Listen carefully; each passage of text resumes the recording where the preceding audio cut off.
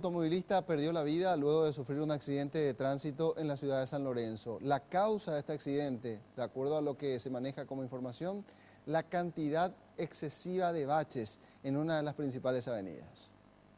Pedro García Villalba, de 24 años, quedó atrapado por varios minutos entre los hierros de su automóvil incrustado en una columna de la Ande. Si bien pudo ser rescatado por los bomberos, falleció horas después en el hospital de Calle I a consecuencia de las graves lesiones sufridas. El mismo se trasladaba hacia el centro de San Lorenzo por la avenida del Agrónomo y, según testigos, al llegar al cruce con Avelino Martínez perdió el control del vehículo a consecuencia de la gran cantidad de baches, cuya dimensión es difícil de percibir por la constante presencia de aguas servidas.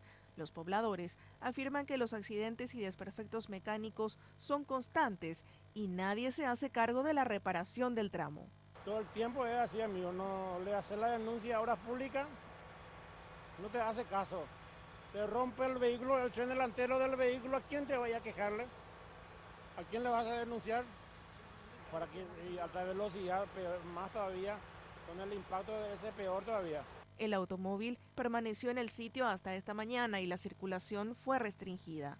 Los agentes de tránsito indicaron que el tramo se encuentra bajo responsabilidad del Ministerio de Obras Públicas y Comunicaciones.